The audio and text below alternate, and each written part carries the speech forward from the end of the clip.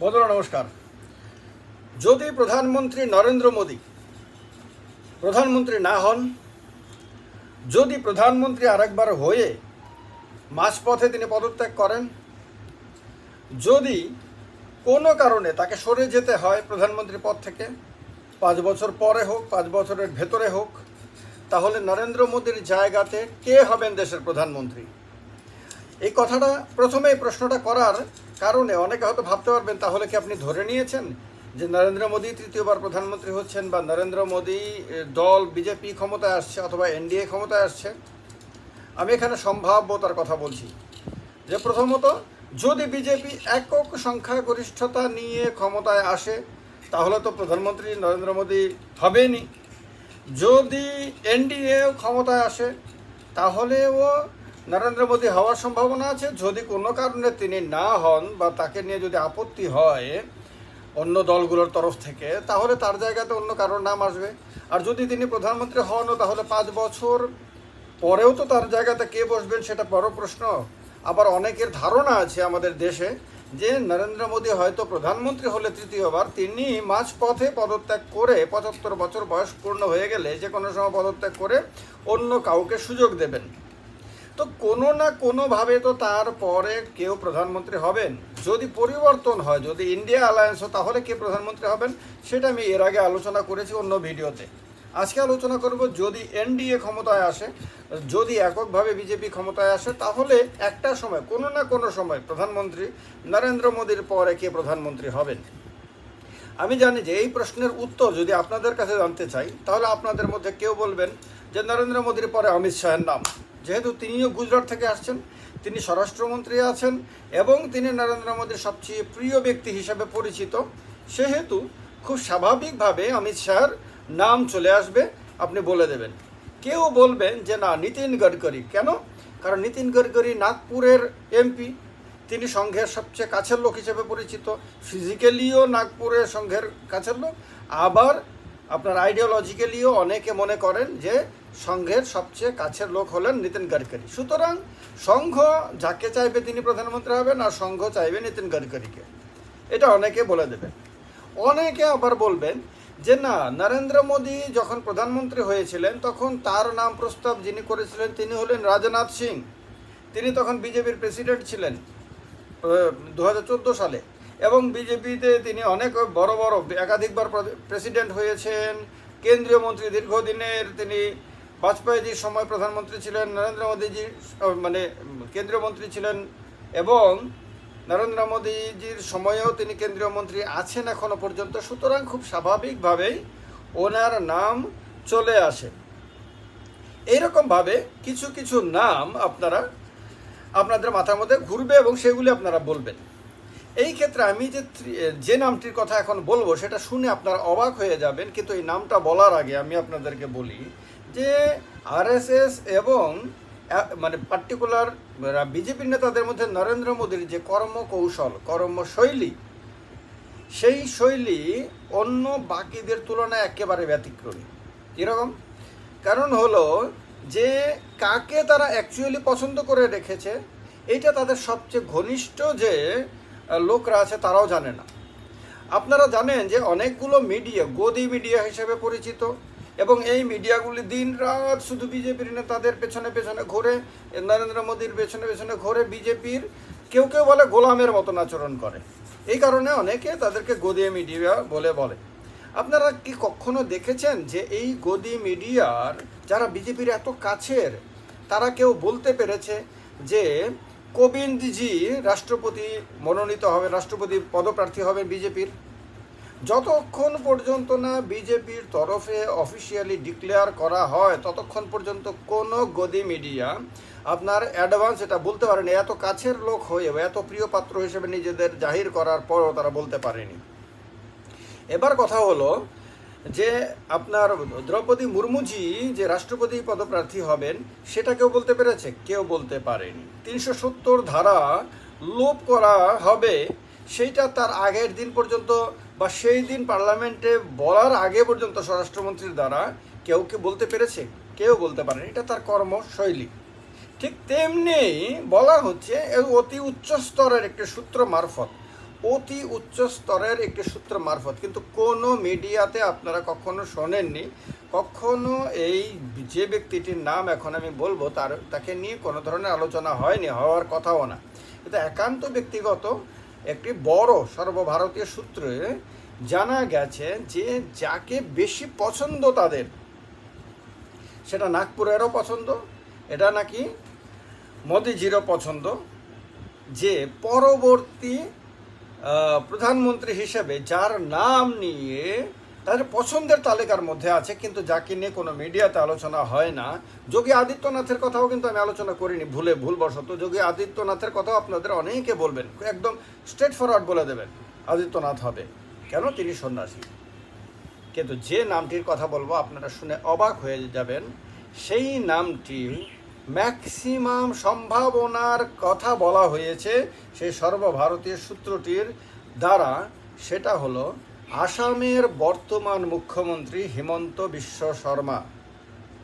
আমি জানি আপনারা শকড হয়েছেন, অবাক হয়ে গেছেন যে এই নামটি কোনো মিডিয়াতে কখনো শুনিনি, কোনোভাবে কোনো আলোচনাতে আসেনি কখনো। কিন্তু এই নামটি, আরও বিশেষ করে তিনি আরএসএসের লোক ছিলেন না, আরও বিশেষ করে তিনি কংগ্রেস থেকে এসেছেন বিজেপিতে, তাও 10 বছরও হয়নি এখনো পর্যন্ত। 2015-তে তিনি বিজেপিতে এসেছেন কংগ্রেস থেকে, তিনি বেসিক্যালি কংগ্রেসই।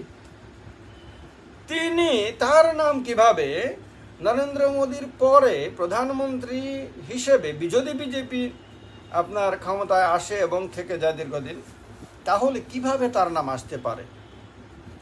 এটাই সবচেয়ে ব্যতিক্রমী ঘটনা হবে যদি হিমন্ত বিশ্ব শর্মার নাম নরেন্দ্র মোদীর পরবর্তী সময়, যে কোনো সময়ে, আমি একটুকু বলে দিচ্ছি আপনাদেরকে, যে হতে পারে যে এবার যদি মনে করেন সরকার আসার পরে নরেন্দ্র মোদীজি বললেন যে না, আমি প্রধানমন্ত্রী হব না, আমার কাজ ছিল পার্টিকে ক্ষমতায় আনা, আমি পার্টিকে ক্ষমতায় এনেছি, কিন্তু আমি প্রধানমন্ত্রী হব না, ধরুন বলে দিল এরকম, তাহলে প্রশ্ন আসবে তাহলে তার জায়গায় কে? তখনও হঠাৎ করে যদি হিমন্ত বিশ্ব শর্মার নাম উঠে আসে, কেউ অবাক হবেন না। এই কারণে হবেন না যে উত্তর পূর্ব ভারত থেকে কাউকে প্রধানমন্ত্রী করতে চাওয়াটা নাগপুরের একটা একান্ত ইচ্ছা, গোপন ইচ্ছা উত্তর পূর্ব ভারত থেকে। কারণ উত্তর পূর্ব ভারত থেকে এই পর্যন্ত কেউ প্রধানমন্ত্রী হয়নি। উত্তর পূর্ব ভারতকে আরও বেশি করে সংগঠনের সঙ্গে যুক্ত করার জন্য এটা একটা মানে গোপন রণকৌশল, যে উত্তর পূর্ব ভারত থেকে যদি কাউকে প্রধানমন্ত্রী করা যায় তাহলে তার প্রভাব উত্তর পূর্ব ভারতের সবগুলো রাজ্যে পড়বে এবং এটার দীর্ঘমেয়াদী ফল তারা পাবে। এই কারণে একটা গোপন পরিকল্পনা নিয়ে এই হিমন্ত বিশ্ব শর্মার দিকে তারা তাকিয়ে রয়েছে গোপনভাবে। শুধু তা না, যদি হিমন্ত বিশ্ব শর্মাকে আগামী দিনে তারা প্রধানমন্ত্রী হিসেবে তুলে ধরে, তাহলে তিনি হবেন প্রথম আরএসএসের বাইরের কোনো ব্যক্তি, তিনি হবেন প্রথম কংগ্রেস থেকে বিজেপিতে আসা কোনো ব্যক্তি প্রথম। এইরকম অবাক করে দেয়া খবর সর্বভারতীয় একটি সূত্রে পাওয়া গেছে, যেটা অবিশ্বাস্য। প্রথমে আমিও শকড হয়েছি, আমিও শোনার পরে শকড হয়েছি, আমি বিশ্বাস করতে পারিনি।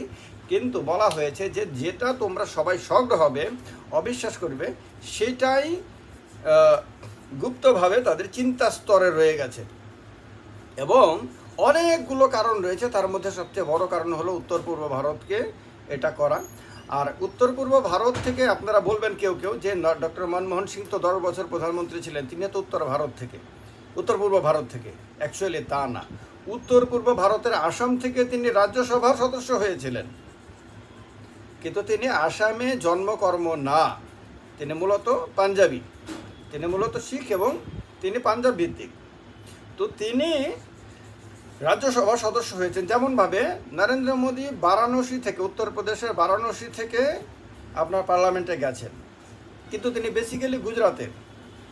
তো উত্তর পূর্ব ভারতে জন্ম নেওয়া, পূর্ব ভারতে বর্ন অ্যান্ড ব্রট আপ এবং মূলভূত বাসিন্দা, এইরকম কেউ এখনো পর্যন্ত দেশের প্রধানমন্ত্রী হননি, যার কারণে এটা একটা মানে সুপ্ত পরিকল্পনা হিসেবে বলা হয়েছে সূত্রটির দ্বারা যে এটা হতে পারে। আর এখানে একটা কথা হলো যে নরেন্দ্র মোদী যে মাঝপথে পদ ছাড়তে পারেন এটার কথা কেউ কেউ মনে করছেন, কেউ কেউ মনে করছেন না তিনি তৃতীয়বার প্রধানমন্ত্রী হবেন অবশ্যই, হয়ে তিনি জওহরলাল নেহেরুর সমপর্যায়ে চলে যাবেন, কারণ 3বার প্রধানমন্ত্রী জওহরলাল নেহেরু হয়েছিলেন। সেক্ষেত্রে ইন্দিরা গান্ধীকে ছাপিয়ে তিনি মানে তৃতীয়বার প্রধানমন্ত্রী হবেন এবং 5 বছর। আবার কেউ কেউ বলছেন যে জওহরলাল নেহেরু সবচেয়ে বেশি সময় যেহেতু প্রধানমন্ত্রী ছিলেন, প্রায় 17 বছর, 16 বছর 286 দিন জওহরলাল নেহেরু প্রধানমন্ত্রী ছিলেন, সুতরাং তার চেয়ে একদিন বেশি প্রধানমন্ত্রী থেকে নরেন্দ্র মোদী তার রেকর্ড ভাঙতে চাইবেন। সুতরাং তার আরও প্রায় 7 বছর তার প্রধানমন্ত্রী থাকার সম্ভাবনা, তারপরে তিনি প্রধানমন্ত্রীর পদ ছেড়ে দেবেন। কেউ বলছেন যে 75 বছর বয়স হলেই নরেন্দ্র মোদী প্রধানমন্ত্রীর পদ ছেড়ে দেবেন এবং বিভিন্ন কারণে।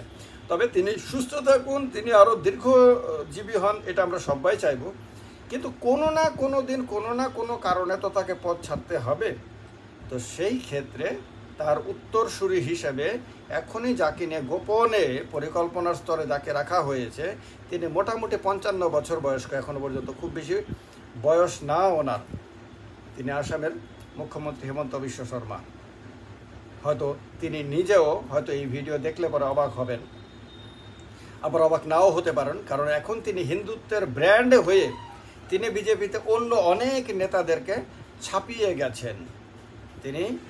তিনি একমাত্র কংগ্রেস থেকে আসা বিজেপি নেতা যিনি বিজেপিতে এসে বিজেপির লাইনে, আরএসএসের লাইনে চলতে শুরু করে দিয়েছেন এবং এই লাইনে তিনি নিজের একটা পরিচিতি গড়ে তুলেছেন, যার কারণে আরএসএস নাগপুর ওনার প্রতি অনেকটা সদয় এবং ওনাকে অনেক বেশি ইতিবাচক দৃষ্টিতে দেখছে বলে জানা গেছে সর্বভারতীয় একটি সূত্রে। দেখা যাক বাকি আগামী দিন বলবে এই সূত্রের দেয়া তথ্য বাস্তবে সত্য কতটুকু। কিন্তু আরও একটা বড় প্রশ্ন, তার আগে বিজেপি কি ক্ষমতায় আসতে পারবে একা, বা এনডিএ কি আসতে পারবে?